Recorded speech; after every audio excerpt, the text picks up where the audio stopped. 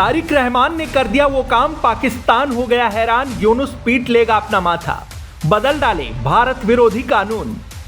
भारत ने भी बांग्लादेश पर तगड़ा फैसला लेकर उड़ाए सबके होश, खुल जाएंगे नए रास्ते, भारत के फैसले से तारिक भी हैरान। पीएम बनते ही एक्शन में आ गए तारिक रहमान, भारत के दुश्मन को लगा दिया ठिकाने, जहरीले सपोलों पर चला दिया डंडा।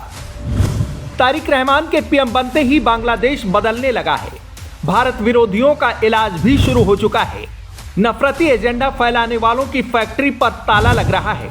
यूनुस ने बांग्लादेश में जिस तरह का भारत विरोधी माहौल बनाया था, अब उसे भी ठिकाने लगाया जा रहा है। इधर भारत ने भी बांग्लादेश पर तगड़ा ऐलान कर दिया है। भारत का ऐलान आपको आगे बताते हैं, पहले तारिक रहमान कैसे भारत विरोधियों पर डंडा चला रहे हैं वो देखिए। खबर है कि तारिक रहमान मोहम्मद यूनुस की सरकार के दौरान लिए गए 100 से ज्यादा फैसले रद्द करने की तैयारी में हैं। दरअसल यूनुस ने अंतरिम पावर का इस्तेमाल किया और 1.5 साल में 132 अध्यादेश जारी किए। इन अध्यादेशों को अगर 25 दिन के भीतर पास नहीं कराया जाता है तो सब रद्द हो जाएंगे। इनमें कुछ भारत और कुछ शेख हसीना को लेकर भी हैं। कुछ फैसले को नई सरकार संसद में पास कराएगी, बाकी के फैसले अपने आप कूड़े में चले जाएंगे। तारिक रहमान के बयान और फैसले बता रहे हैं कि बहुत जल्द भारत बांग्लादेश के बीच बनी दरार खत्म हो सकती है। रहमान ने हिंदुओं को लेकर कट्टरपंथियों की जमात को सख्त चेतावनी दी है और कहा कि किसी भी कीमत पर हिंदुओं के खिलाफ हिंसा बर्दाश्त नहीं की जाएगी। इसके अलावा भारत विरोधी अफसरों पर भी एक्शन तेज कर दिया, सस्पेंड करना शुरू कर दिया है। नफरती गैंग पर तारिक रहमान का डंडा चला तो भारत ने भी रिश्ते मजबूत करने की पहल शुरू कर दी है। 17 दिसंबर को भारत ने वीजा सर्विस बंद कर दिया था, जिसे भारत ने फिर से शुरू करने का फैसला किया है। भारत के वरिष्ठ काउंसलर अधिकारी अनिरुद्ध दास ने इस बात की पुष्टि की है कि भारत बांग्लादेश के लिए फुल वीजा सर्विस जल्द शुरू करने पर विचार कर रहा है। जिस बांग्लादेश को भारत ने आजाद कराया, उसी भारत के साथ यूनुस ने खूब गद्दारी की और आतंकी मुल्क पाकिस्तान से हाथ मिलाया।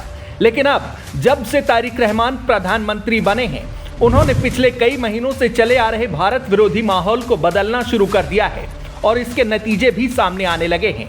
तारिक रहमान ने यूनुस को पहला झटका शपथ ग्रहण के दौरान ही दिया, जब उन्होंने जुलाई चार्टर को लागू करने से इनकार कर दिया था और अब तारिक रहमान यूनुस के कई फैसलों को पलट रहे हैं। भारत विरोधियों पर भी एक्शन शुरू है। नई दिल्ली में बांग्लादेश हाई कमीशन के प्रेस मिनिस्टर फैसल महमूद को नौकरी से निकाल दिया गया है। फैसल महमूद अपने आका यूनुस के आदेश पर बार बार भारत पर निशाना साध रहा था, जहरीली बयानबाजी करके नफरती एजेंडा चला रहा था। अभी इसका कार्यकाल 7 महीने और था, लेकिन एक्शन लेते हुए इसे बर्खास्त कर दिया गया।